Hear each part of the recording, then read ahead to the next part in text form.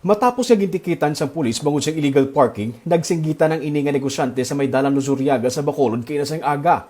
Ginsaway siya sa mga traffic enforcer nga hindi na pwede makaparking sa mga bahin sang dalan, kag pag-ariya na lang sa mga karga kag produkto ang pwede diri sumugod sa Lunes, pero naakig siya.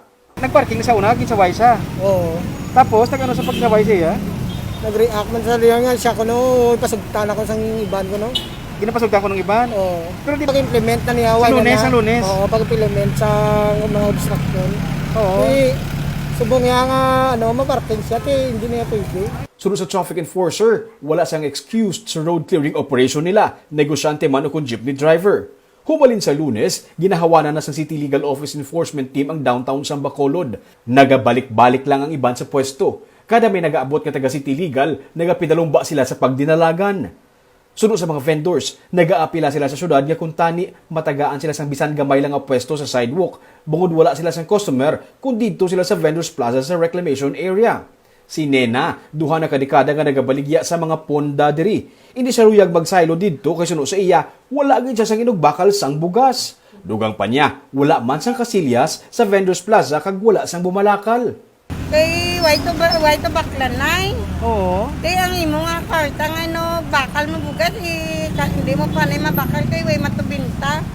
Igado to yan, kay mabakal sa imo. Kabaho pa to kay ko. Sinsiar wala.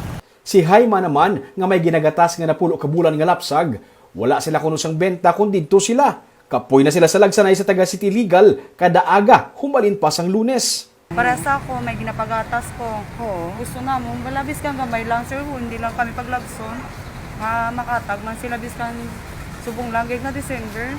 Adlaw-adlaw, lagsanay ang inyo. Adlaw-adlaw, sir. Halit sang Lunes. Oo. Ginkatuan sang Digicast Negros ang Vendors Plaza agud lang tawon ang sitwasyon. May mga vendors man didto nga padayon sa pagnegosyo. May mga ginabulad nga karaho sa gwa. Sa sulod, may mga nagakatulog nga mga tao sa mga tiles nga lamesa. May isa ka grupo sa mga kabataan nga nagahinampang nga wala sang mga mask. Sunod sa mga negosyante didto, problemado gid man ang kasilyas nila, pero may mga suki sila nga nagapadulong didto para magpangompra. Kabahin sang nationwide clearing operation ang ginahimo sa syudad kung sa diin ginmando sang DILG nga dapat hawanan ang tanan nga sidewalk kag dalanon. Kung hindi ini mahimo sa barangay kag LGU, mahimo sila kasuhan sang DILG.